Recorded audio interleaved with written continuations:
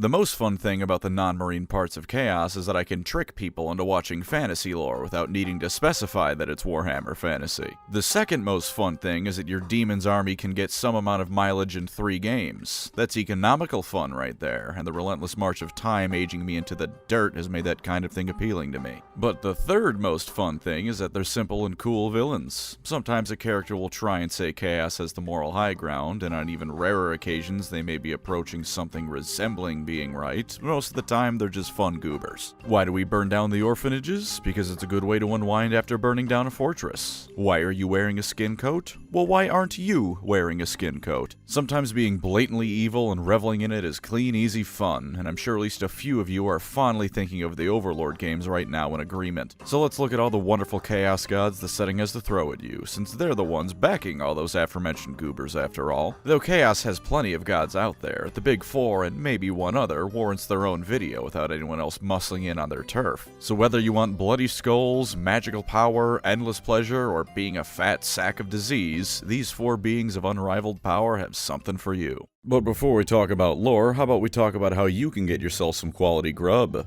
Factor, the sponsor of this video. Factor is the premier meal delivery service bringing you nothing but the best chef-crafted and dietitian-approved meals straight to your front door. It has an absolutely massive menus of meals to choose from, with 80+ rotating weekly meals as well as 3 times more weekly meals than before, twice as many seafood options as before, and so much more is in store with Factor that you're set for any culinary craving you might have. And of course, they're delicious. As evidence, here's me enjoying a nice Cajun shrimp and salmon meal. I think it was delicious, which means it was delicious. It's pretty easy to determine if something tastes good or not, and Factor has a confident yes from me in that department. And all you have to do to taste such varied and delicious delights is simply order your box, wait for it to arrive, shove it in the microwave for 2 minutes, and presto, instant quality food. Having been moving a lot recently on account of having moved, Factor's been a great help with getting some food in me without resorting to fast food. And if you too would like to get yourself some Factor meals, I've just the thing for you. Head to Factor75.com or click the link below and use code PancreasFB50 to get 50% off your first Factor box plus free breakfast for 1 year. That's code PancreasFB50 at Factor75.com to get 50% off plus free breakfast for 1 year. Offer only valid for new Factor customers with quote and qualifying auto-renewing subscription purchase. If you want to eat right, healthy, and quickly, you can do no better than Factor, so make sure to order some today.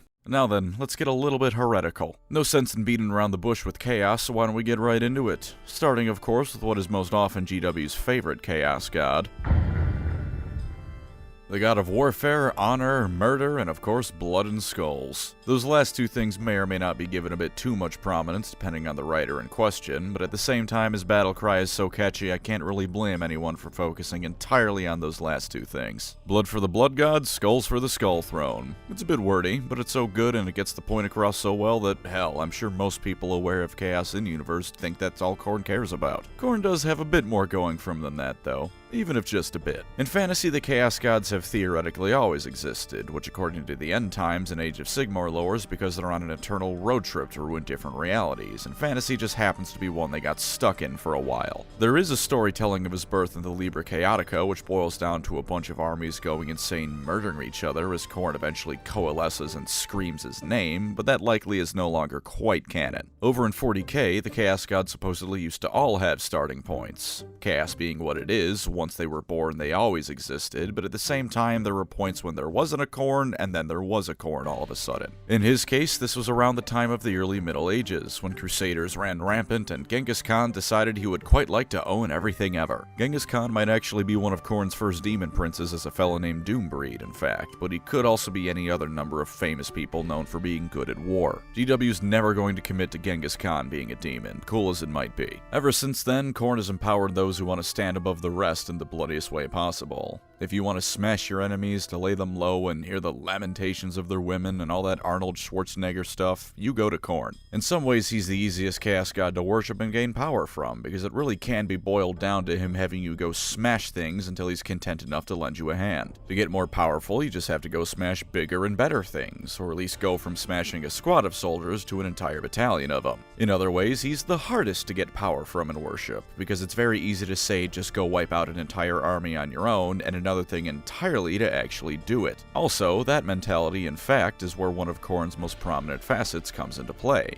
his hatred of wizards and psykers. If you want strength from Khorne to wipe out your enemies, you kind of need to prove to him first that you could have done it anyways. If you want the power to rip a giant apart with your bare hands, you need to go kill one first. There are no shortcuts to power with Khorne, and for all his detractors may claim that he and his followers are stupid brutes, there's no denying that any Khornate with their god-given power has earned every drop of it. With other gods, especially Tzeentch, they may wave their hands and make you the most powerful person for light years around. It might be because you're a linchpin for their plans in the area, and it'd be great if you have some extra firepower, but it might also be because they're bored and find it funny. At the end of the day, though, they didn't do anything to get it, and even for normal wizards and psykers, they're still using the power of the warp to win a fight. With Khorne, magic is cheating. That isn't your power, you're stealing power from the gods in their realm to cheat everyone out of a good clean fight. On top of that, the man who cast a spell to turn people into frogs has proven nothing except for the fact that magic can turn people into frogs, and in the process, the blood god has been robbed of everything he wants. He doesn't just hate wizards because he's a big silly moron, he hates them because they go against his fundamental nature. And Khorne really isn't a moron. Khornate characters being dumb brutes is just a bit of a two-parter problem. One of those problems is simply bad writing, or at least people not getting creative with the concept of Khorne. The writing process that grants us the classic Khornate berserker oftentimes tends to look like Khorne is the god of war, so he must approach all his problems like OG Kratos did. It's writers forgetting that a war deity can also be someone like Athena, violent sure, but willing to think. The other reason that plays into it as well is that someone is corrupted more and more by Khorne, they tend to lose their minds, and that's how in-universe Khornates become stupid. They lose themselves to bloodlust until the only thing left in their brains is to charge forward and start slaughtering, because anything more complicated than that is more time before they get their next fix of slaughter. Those able to hold off this influence can still find all the favor in the world from Khorne, even if they do use actual tactics and strategy. A man who pulls off the most stunning ambush in the world will be blessed by Khorne, for he has gifted the blood god a great harvest of skulls. If you 1v1 snipers only on Rust, Khorne is greatly pleased, because what is that if not the ultimate test of martial skill between two warriors? Khorne probably loves scientists of a certain type, not the ones who mess around with weird warp nonsense or cure diseases, the ones who wake up and go, I want to make the biggest bomb ever, and then proceed to delve into quantum physics and how to figure it out. After all, they're putting their natural environment and skills, even if intellectual skills, on figuring out how to make the most destructive thing ever. Azariah Kairos is going to ascend to demon princehood through Exterminatus after all, so even if you think I'm taking it too far, the idea of killing people beyond just cutting their heads off is completely valid to Khorne. All he wants is blood and or skulls. As long as you don't use magic, anything is fair game. I bet he'd absolutely love Halo's elites because their honor system isn't stupid. It's using all their abilities the best they can, including stealth and ambushes and artillery bombarding you from orbit, to win the day. Khorne's also simple because overcomplicating things is actually the worst thing a commander can do. No matter what their fans say, people like Tzeentch and the Alpha Legion would be some of the worst operatives to ever exist. The more steps you have to a plan, the more things that can go wrong, and at Khorne's most simplistic, there are zero flaws in his plan. You run forward and you cut everyone in front of you in half. There's nothing to go wrong with that plan beyond the capability of the forces involved to pull it off. And when Khorne's blessing means at least some of his followers can rip all 11 barrels of hell off a Baneblade and beat you to death with them, there generally doesn't need to be any more of a plan than that. In these ways, Khorne is also the fairest of the Chaos Gods, if not the nicest. The strongest rule over everyone else, and that's that. You have the power, so use it however you will. It's a violent, cruel, and animalistic hierarchy that he has, but survival of the fittest taken to the extreme is clearly a philosophy plenty of people can agree with, given how Khorne never has any shortage of followers. Sure, if you aren't actually as built differently as you thought you were, then you as a follower of Khorne will lose, but Khorne still wins. You've heard the line, no doubt. Khorne cares not from where the blood flows, only that it does. That line is why I think that for all some writers and people will tell you Slaanesh can eventually come out on top, she never will. I'll give her some credit when we get to her, but let's just be honest with ourselves here. Warhammer and all its incarnations is above all else a war game, and the settings exist to facilitate that. Except for Blood Bowl, where in the not-so-grim, moderate lighting of the old world, there's only football. Aside from that magical little setting, the entire point is that everyone is fighting all the time. 40k spells it out for you, with the grim darkness of the 41st millennium being only war, that classic line. Khorne gets strength from people going to war and blood being shed, and it doesn't seem like anyone in these settings is gonna stop shedding blood anytime soon. Khorne can be a disciplined fellow with all things said and done. The 8th host of his bloodthirsters are generals, and bloodletters march in utter disciplined silence when they aren't on the battlefield. It's just that, like I said, the plan is simple, so discipline is only needed for so long. In terms of carrying out that plan, Khornate forces can be ruthlessly efficient and disciplined though, at least up until they're in the thick of things. Khorne himself, as one of the major powers to be in all the Warhammer settings, is only so active. In select lore there's some things like how he'd ride out on a hunt across the heavens with a souped up flesh hound of his, but realistically Khorne isn't really doing all that much on a day-to-day basis. Some people call him lazy for sitting on his skull throne and doing dick all, but while I still firmly hate Khornate armies on the tabletop, my opinion of the god himself has turned around a bit. So allow me to ramble a bit here for why he's not actually lazy. The first example I have against this is something that applies to all the Chaos gods. The vast majority of demons are splinters of their parent god, with a very small amount of demon princes technically being a proper demon of some variety. Those fellows don't even make up a fraction of them, so we can safely ignore that. Whenever a demon of Khorne is taken to the field, that's technically Khorne himself throwing down, even if only a small part of them. Plus, imagine how much energy it takes to summon demons into the mortal world. Now scale all the way up to trying to bring forth Khorne himself, all the sacrifices needed to bring forth the blood god. At that point, you've already killed everyone. There's no longer a reason for him to be there. More specifically for him though, I've said a few times Khorne isn't an idiot. Put quite simply, he doesn't need to get off his throne. He can sit there watching and waiting, granting power to some, taking it back from others. He knows damn well in these settings that blood will continue to be spilled, so why bother? Why move from his throne until the final showdown? In fantasy, he sat and waited until the end times came, and in 40k, he's still waiting for that final hurrah where everyone ever throws down and the galaxy comes to a screeching halt. Khorne isn't lazy, he's patient, as all good commanders should be. When he needs to fight, he will, as is shown in 40k when Slaanesh was born and she and Khorne fought over Cain. But otherwise, he'll wait for the time to be right. And hey, when Angron was coming back to 40k proper, because 40k will just be the Horus Heresy in about 10 years, Khorne used him as a conduit to drive an entire crusade fleet insane and begin killing each other. Just because he isn't swinging a sword around doesn't mean he's inactive, or he could be directing his forces. In Age of Sigmar, before Big S showed back up with the Stormcast, Khorne's forces declared war on the entire rest of Chaos at the same time. I have no doubt he was directing people to and from various places depending on which of the other gods was being dealt with at the time. Khorne, as all the Chaos gods do, hates the other ones. They're all contenders to his rightful position on the top. All the Chaos gods hate one other more than the rest, who in turn hates them just as much, and the relationship with the other two is generally bad but varied. In Khorne's case, he dislikes Tzeentch because Tzeentch uses magical nonsense to turn what should be an honorable battle into magical nonsense using power stolen from the gods. He dislikes Nurgle because that fat bastard is all about disease and sitting there just accepting things, not getting out there and hitting the gym or making some bloody waves. Slaanesh though is where the main rivalry comes in. Slaanesh is all about pleasure and enjoyment, nothing else matters. Khorne wants you to go be an honorable, blood and skull kind of fella, and Slaanesh perverts things like that for petty entertainment on a whim, rather than survival of the fittest to the extreme. His little corner of chaos is the Brass Citadel. There are cool things there, but I'll be honest with you, it's mostly just variations of blood, skull, fighting, and brass. A whole lot of demons and followers of his are murdering each other in front of his throne for power and approval. It's a constant war to prove who's the strongest. There's also Tuska Demon Killer hanging around killing Khorne's followers because Khorne, much like the Warhammer fanbase as a whole, finds those wacky green fellas to be kinda funny. And one last fun fact, Khorne has a wife, Valkia the Bloody.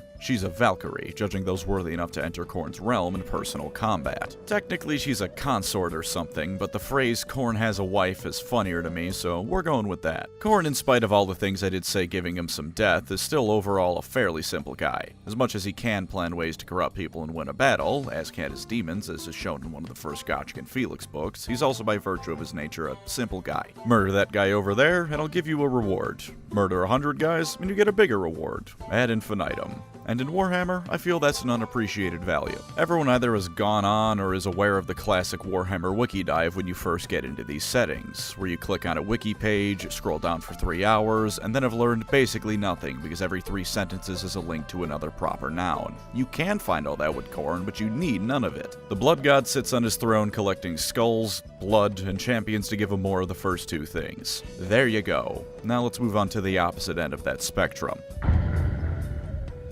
Good old Birdman. God of magic, change, hope, scheming, and all sorts of other things like that. The only thing straightforward about Tzeentch is the magic part. Everything else is asterisk after asterisk anytime you say anything about the asshole. Tzeentch in older lore would have come about around the Renaissance period. All those city-states and rapid upheavals in society, yummy stuff for the changer of ways. There is no big birthing event in the Liber Chaotica that I found, though in full transparency I am reading a PDF of it. Some of the writing is in cursive and written unevenly across the page. Fine idea and great for adding some good vibes to it when you have a written copy, not so great when you're struggling to make out a faded replica of it on the internet. There could be something in there that I just physically cannot read. Tzeentch, however, does have an interesting pseudo-origin story. Once upon a time, he was the mightiest Chaos God.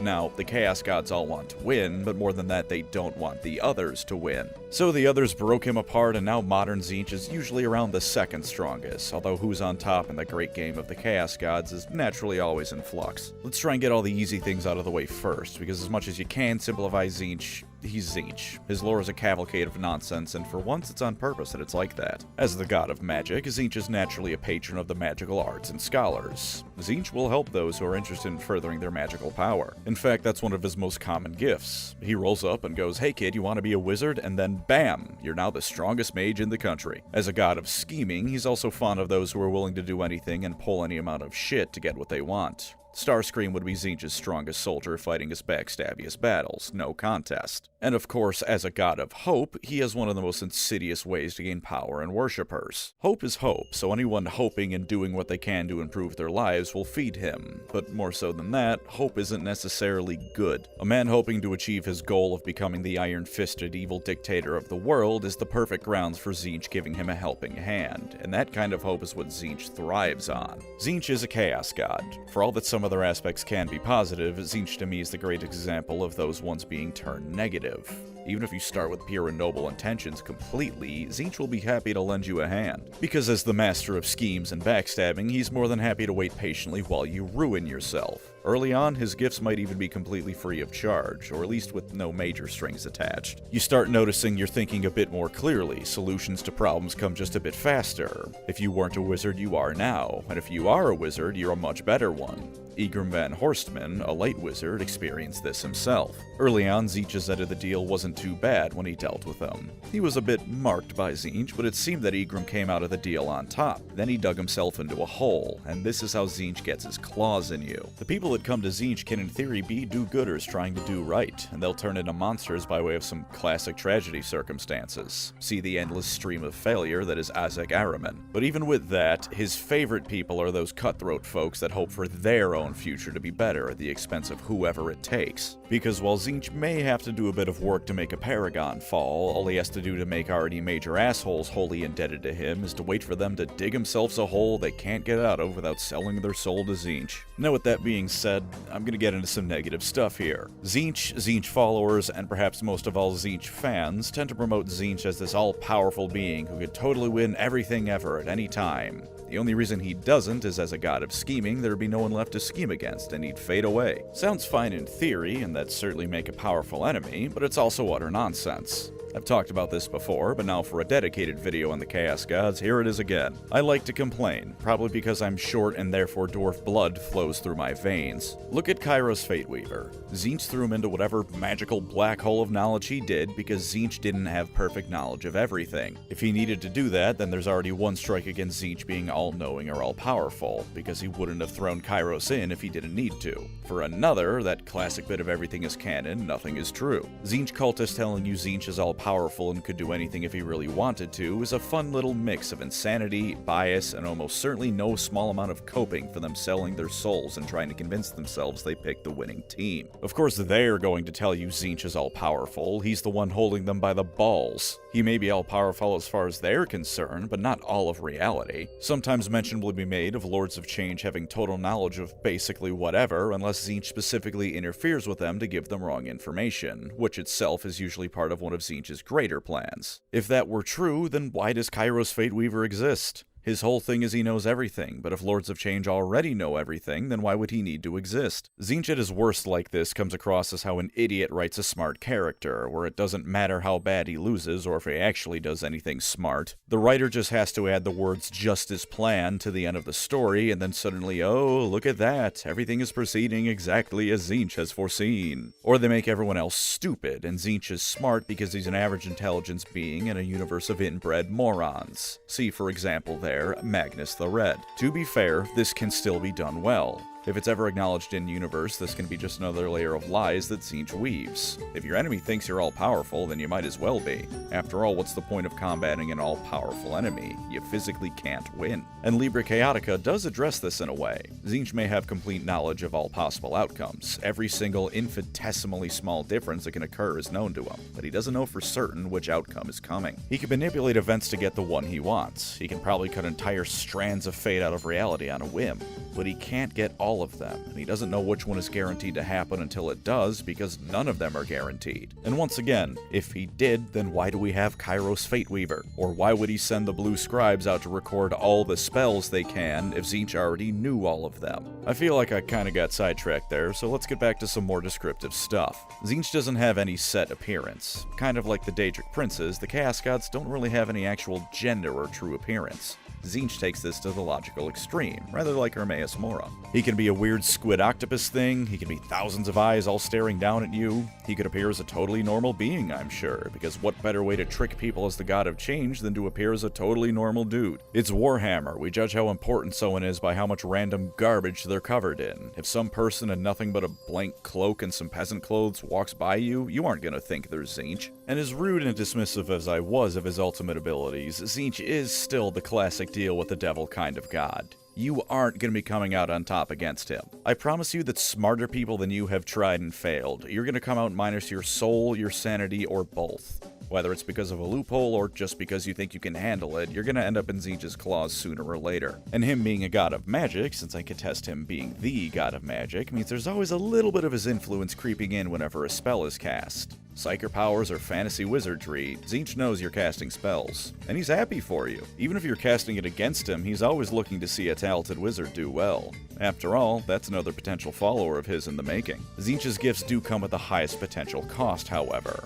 As the god of magic and change, which in Warhammer often means mutation, Tzeentch's gifts are the hardest to handle without the risk of becoming a chaos spawn. And it doesn't end at him being the greatest source of skill issues on the quest to ultimate power either. As a god of change, he likes to see what happens when he just pokes around a little bit. Add a bit of extra chaos energy here or there, experiment a little. So he might turn you into a chaos spawn for a laugh, or because he's bored. Even if not, he still has the highest rate of mutation amongst all the Chaos Gods. You are going to have tentacles and extra eyes, and overall are going to look pretty unpleasant after a few years of serving the Changer of Ways. He's also a fan of survival of the fittest in his own way, because few things please him more than one of his followers managing to screw over another one of his followers. It shows who has the sharper mind, so don't be surprised if you get ganked by your supposed allies and the last thing you see is Tzeentch congratulating them. I am positive that Tzeentch would have a field day in the Free Worlds League. Or he might not do any of that and will give you unlimited power because his plan needs you to have it. Or he's experimenting again. Or he's just bored again and wants to see what happens when you give some random bozo god mode. You never know what you're going to get with Tzeentch because I don't think Tzeentch knows what Tzeentch's next move is half the time.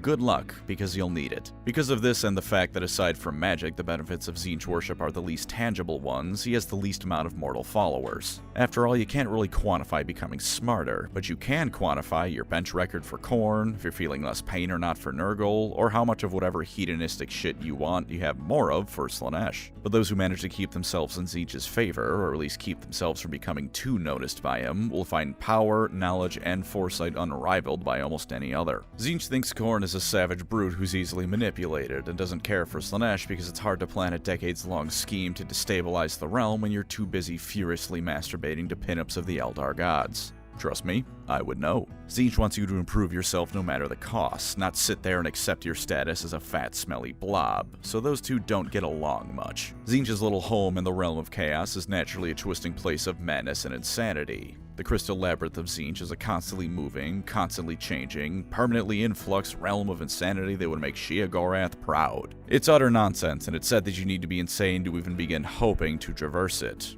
Of course, there's lore that a small girl and her dog made it through and thoroughly embarrassed its guardian, and I'm almost 100% sure that's supposed to be Dorothy and Toto, but hey, old Warhammer was funny like that. Click your heels 3 times, say there's no place like home, and you too can embarrass the god of fate. In fantasy, Tzeentch doesn't really do anything. Tzeentch is kind of the odd man out when it comes to the Chaos Gods over there. Him trapping Sigmar in the Vortex is funny end times lore that I'm convinced was made just so Tzeentch could say he did something. He's more active in 40k, but I'm entirely convinced that's because the Thousand Sons are space marines, and so Tzeentch has to occasionally be plot relevant. There is an interesting thing about the fall of the Eldar with him, however. The other 3 Chaos Gods all claimed at least one Eldar god. Slaanesh obviously wanted all of them, but Khorne claimed Cain and Nurgle claimed Isha. Tzeentch seemingly wasn't really doing anything of that sort, but he's a god of scheming, remember? And if you take a look at the Eldar pantheon, you'll take a notice that the only one to make it out unscathed was Kegarak, the laughing god of the Harlequins, and a deity who's not at all hard to connect to Tzeentch for at least a few similarities. Is Kegarak getting away part of Tzeentch's scheme? Did he help Kegarak out because he's the galaxy's greatest comedian and Tzeentch didn't want to miss out on some banging jokes? Or is Tzeentch once again just being ignored? Only time will tell, and honestly, I have no idea if this will go anywhere. It would be an easy way to once again let GW go Chaos actually did it the whole time, but any actual lore on this subject would require an Eldar storyline to be advanced or acknowledged, and we know that isn't happening. Tzeentch is overall a tricky little prick, but that's his charm. Done poorly, he's stupid people claiming to be smart. Done well, he's a master manipulator who's always a few steps ahead and is an inherent threat to anyone with even the slightest inkling of magical power. I'm not the biggest fan of him, and that's more so because I'm an idiot. Math make my brain hurty, and I think I just feel bad backstabbing someone. Let's move on to smellier gods now. Chaos god of life, decay, disease, and entropy. In older 40k lore, his birth was supposedly around the time of the Black Death and early European trips to America, where respectively 50% and 90% of those continents died due to sickness. And ever since then, Nurgle has been a fat, ugly presence on the galaxy. Or he's been around forever and also never, because chaos is eternal crap. I don't know. Nurgle's a jovial guy, and his most generous interpretations of him, he's very straightforward. He, out of the Chaos Gods, doesn't seek to corrupt and destroy because he's a prick. He does it because he's a god of life, but in the sickly and pestilent kind of way. The kind of life he loves is viruses, bacteria, and plagues. As much as we don't think of getting sick as a life-giving thing, it is microorganisms spreading and proliferating in your body. Nurgle loves those little guys as much as he loves you, and he wants everyone to be a part of his family, from the smallest bacteria and nurgling to the greatest of great unclean ones. This is indeed why, despite being a god of despair, he's happy, as are his worshippers. Have you ever been so sick that you just wished for death? According to my analytics, I'd guess that 90% of my audience has, because there's nothing more agonizing than being a man with a minor to moderate cold. Nurgle reaches out to those at the depths of their agony and despair and offers them salvation. Not in turning their lives around, but in accepting that things simply suck and you may as well learn to be content with it. That's also how the insidiousness of him comes around. Nurgle isn't giving out warm and cuddly hugs, or at least not just that. He's telling you to wallow in despair until you give up and accept that everything is shit, so you may as well become a diseased monster who's covered in shit. Few people who join Nurgle do so because they want to be part of that family. In spite of what his followers will tell you, most people don't like being sickly, ugly monsters. No small amount of the Death Guard hate their predicament, and Typhus had to trap them in the warp in order for them to fall to Nurgle. Those are not the actions of a god who has your best interest in mind, in spite of what his demons will tell you. People join Nurgle's family because in their minds they have nothing else to turn to, and oftentimes they're in their horrible positions because Nurgle's plagues have robbed them of their health and sanity. Still though, Nurgle is the only chaos god who will forgive you and let you try and get back in his good graces. When Kugath Plaguefather fell into his cauldron and drank it all to become a great unclean one, Nurgle just laughed at the silly little fellow who did ruin his greatest work and went right back to it. When the Glotkin failed to completely conquer Altdorf and kill Karl Franz, he did turn them into flies and lock them in a jar, but he forgave them eventually and let them roam free once more. That second example to me at least absolutely reeks of an abusive relationship, and I've no doubt that's intentional, but at least Nurgle will forgive you and won't punish you for absolutely no reason.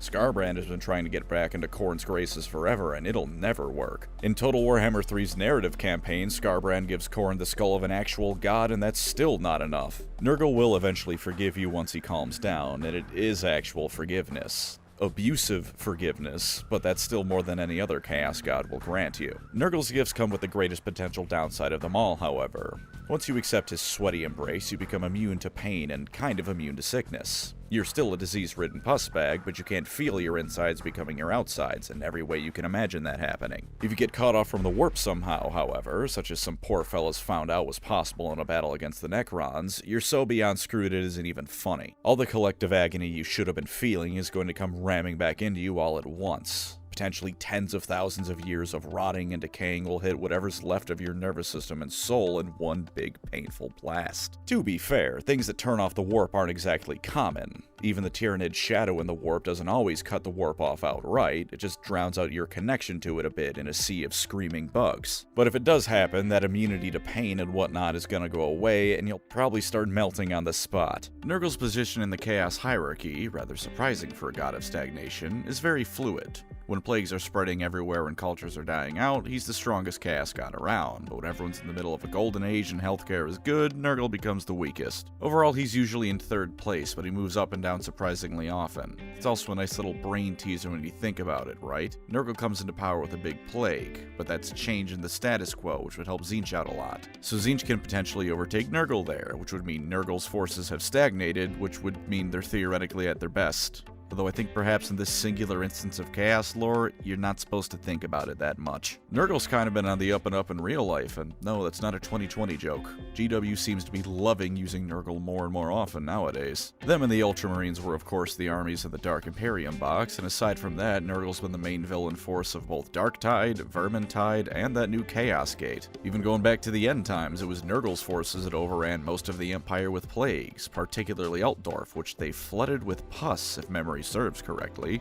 Nurgle's a surprisingly active guy nowadays, it would seem. Charitably, it's nice to see GW has given some of the other three gods time to shine. Less charitably, maybe it's because a gross sick guy is easier to sell to parents than a man covered in skulls and blood. Nurgle might in fact be the most active Chaos God, although not in the most direct of ways. He spends his time cooking up diseases in his cauldron, trying new formulas, testing them on various races. He's a guy who likes to experiment with his cooking. Whereas Khorne waits because he knows blood will come to him, and Tzeentch waits because he's got 500 different schemes going on all at once, Nurgle waits because he's a jovial guy who knows everything ends eventually, so he might as well spend his time gardening and cooking up a real banger of a disease. Sure, it isn't glorious carnage or a dazzling magical show, but when those diseases hit the mortal world, you bet your ass you'll feel Nurgle's influence. Even if it isn't one of his direct creations, sickness empowers him, so just by virtue of how civilization works, he'll get his due sooner or later. The flip side of him being shown more often is that Nurgle has become a bit of a punching bag in a few ways, although certainly not to the extent of someone like poor old Kayla Mencha Kane. Instead, it's more because if you're the guy featuring in all the products coming out, you're gonna be losing the most, just because you keep showing up. In the end times, the Glutkin got jarred, and of course the Plague Wars ended with Mortarion in trouble with Nurgle because he pursued a grudge match with Guilliman well past what Nurgle wanted him to do. The worst of it is in Vermintide and Darktide, where a group of 4 or 5, it doesn't matter, goobers slaughter tens of thousands of his followers during the course of an afternoon. But that's just how the formula goes more than anything there. You make a Left 4 Dead clone, whoever the infected equivalent here is going to come away looking a bit weak. It happened to Tzeentch in Space Marine 2, with Titus and co slaughtering what seems to be the entire Thousand Sons Legion save Ahriman and Magnus. It's just how these things go. Nurgle's section of the Realm of Chaos is of course Nurgle's Garden. It's a lush, life-rich environment where demons roam free and everything is almost certainly covered in a layer of slime and smells like fart. Relatedly to Nurgle being explored and used more frequently, this seems to be the realm of one of the Chaos Gods most often explored by others. A group of Eldar Farseers psychically manifested in the garden to rescue Isha once and started burning it down until the sickness in their bodies caused their souls to become stuck there.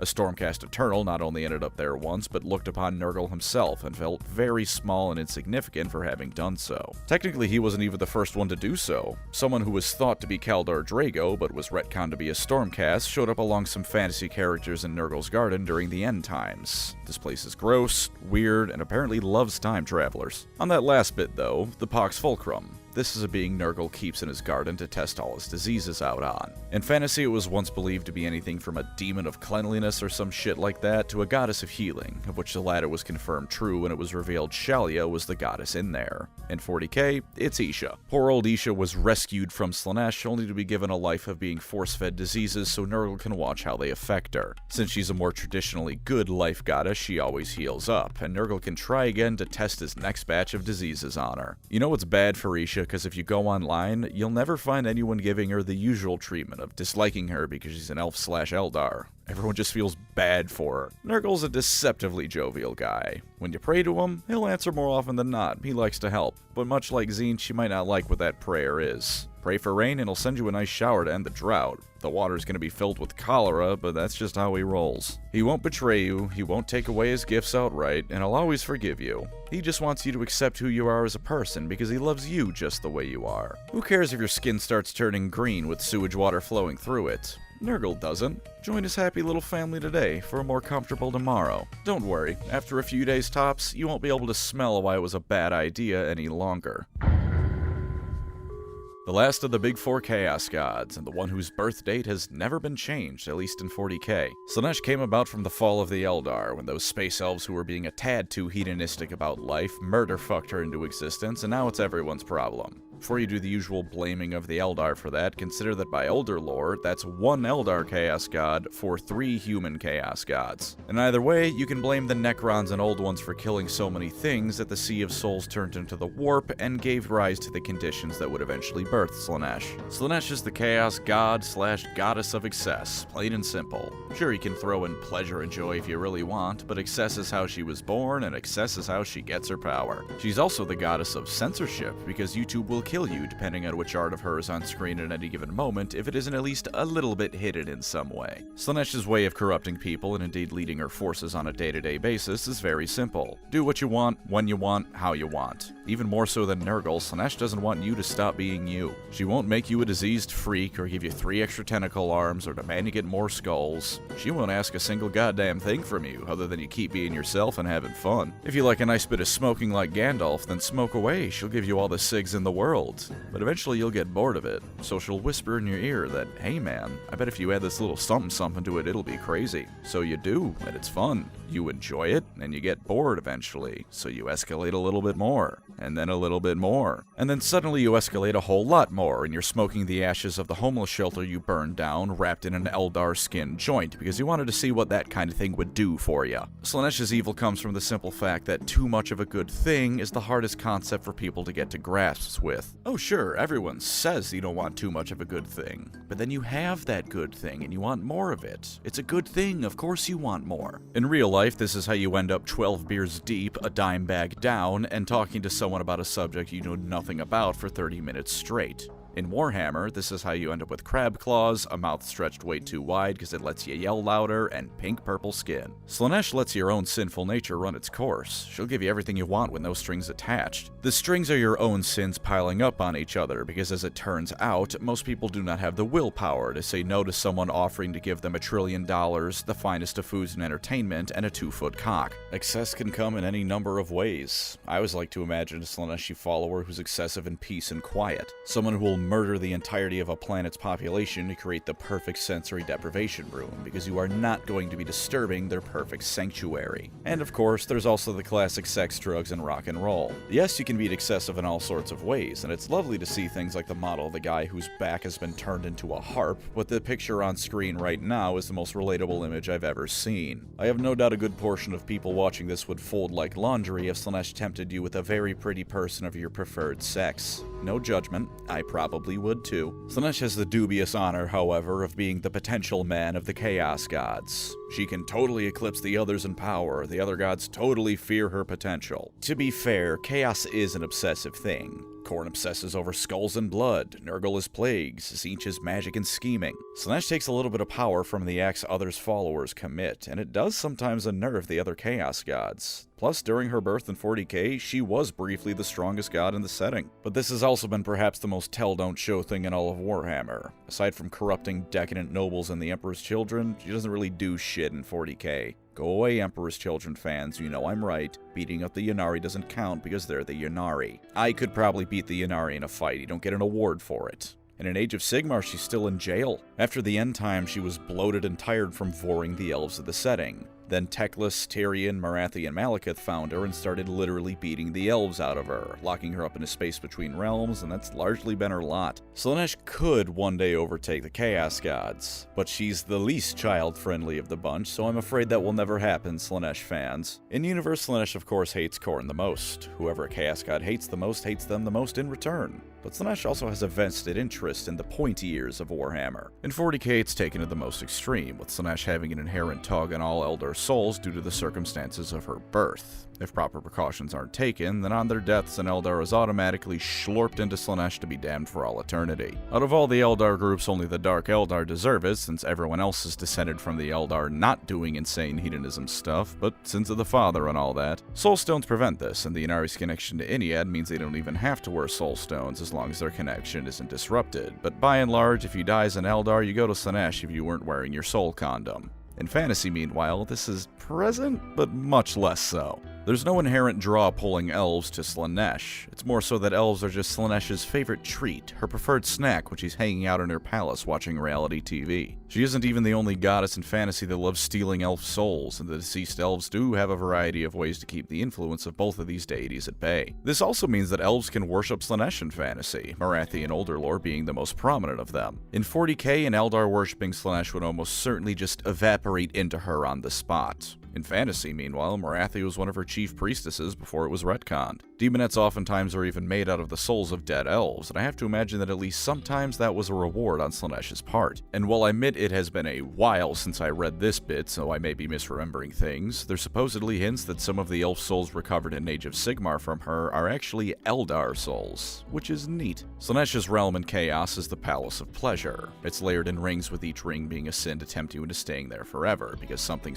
temptation 7 deadly sins. Once upon a time, a Space Marine or Grey Knight made it nearly the whole way through to kill Slaanesh. Then when he finally saw her, he couldn't resist that final temptation and became one of her champions, though you have to admire the balls on the guy for trying to pull something like that off. In fact, almost no one who sees Slaanesh can resist becoming one of her servants on the spot. Only Archaon, and likely the previous Ever-Chosens going through the trials, have really managed it. Fabi's Bile kind of did, but that was more of Slaanesh's shadow than anything. Still an incredible showing of willpower to resist even that, but it wasn't the full deal. Slaanesh is the odd god out in a lot of ways, for good and bad. She has to do the least amount of work to corrupt anyone, because almost everyone wants more. She may not even directly change you, unwillingly at least. I'd put decent money on someone heavily mutated by Slaanesh's gifts having asked for it, and Chaos spawns formed this way just couldn't handle what they wished for. She has the potential to eclipse all the others, and even in jail, she still grows ever closer to escaping in Age of Sigmar. But she's also the only Chaos god in jail. Her shining moment of glory was eating a bunch of elf gods who've never really been in 40k's narrative beyond background details, and because her followers tend to be coked out degenerates, she isn't exactly marketing friendly. Thus, Slaanesh will forever be the 40k potential man. You know what, scratch that. The Warhammer potential man. 0 actual meaningful wins beyond what things like the Horus Heresy forced to occur by plot, 0 people in real life outside her fanbase consider her the greatest threat, 7 circle of sins in her palace that anyone who played Warhammer 3's narrative campaign ignored with 0 effort on their part. Can you tell I'm biased because of the factions I prefer? On the bright side, everyone in her realm is too busy making paintings out of human feces and cranking their hog to actually care about this. So hey, if you like to go with the flow, and the flow just so happens to be made out of super heroin, probably not a bad option of gods to worship.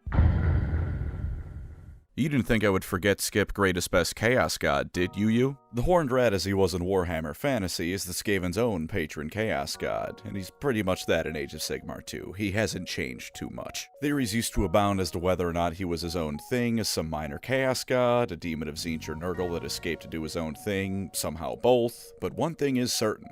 This rat has an ironclad grip on the Skaven race as their sole deity. It's actually kind of funny that the only race in fantasy to truly practice something approaching monotheism is the Skaven. It is entirely out of fear to the rattiest of rats, however. This isn't because they love him. The Horned Rat is the god of the Skaven and embodies all their tendencies. To translate, he's a tremendous asshole who hates you, hates the Skaven, loves watching things suffer, and would love to see himself brought above everyone else as the Vermintide sweeps over the land. Also much like the Skaven, he wildly oscillates between being one of the most powerful things around and being a punching bag for everyone close to him. Let's be nice to him first. The Horned Rat is one of the few gods in Warhammer to regularly appear in the mortal world. He's done it a few times in fantasy, always followed by him eating a bunch of Skaven alive when he shows up. In the Total Warhammer 2 campaign, you can see him hanging around during the final battle, waiting to bring his people to victory and glory. He was strong enough to essentially force himself into becoming a proper Chaos God in Age of Sigmar, one who, whether they like it or not, the rest have to treat as at least somewhat an equal. He has a presence that in many ways is unmatched by any other, and combined with how prolific his followers of the Skaven are, means absolutely nowhere is truly beyond his reach. On the other hand, he gets his shit kicked in by Sotek, his followers are regularly obliterated because the Skaven are universally incompetent, and most humiliating of all was some of his early Age of Sigmar lore. The Chaos Gods were all giving Archaon some more blessings once upon a time. He's Archaon, he's a cool dude like that who'd earned them.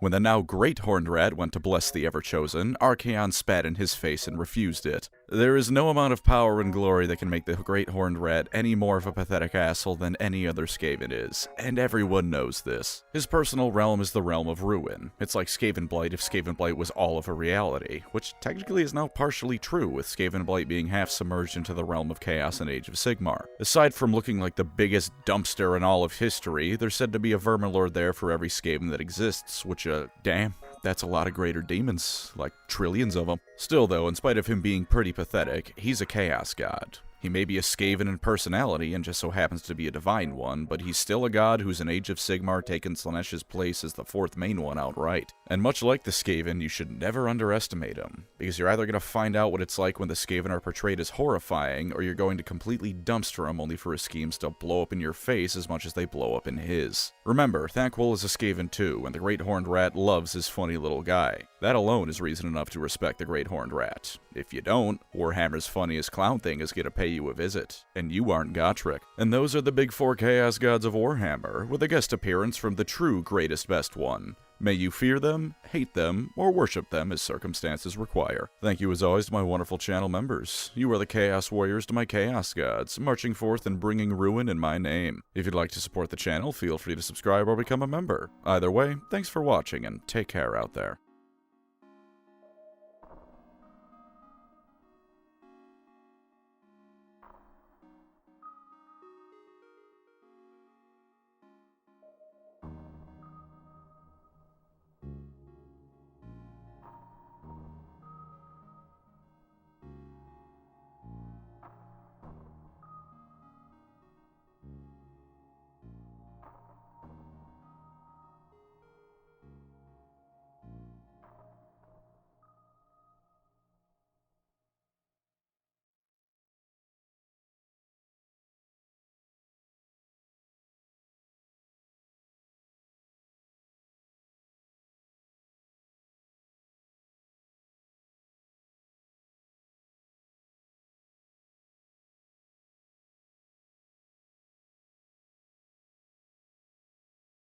We cannot forget that there was nearly only one Chaos God on two separate occasions, once in Fantasy and once in Age of Sigmar. All 4 or 5 of the reigning ones were nearly completely undone by the efforts of a single being of unparalleled might, both physical and magical, a man whose plans and schemes stretch farther than even Tzeentch's. How did this happen, you may ask? Well, it's very simple. Such is the power of Nagash.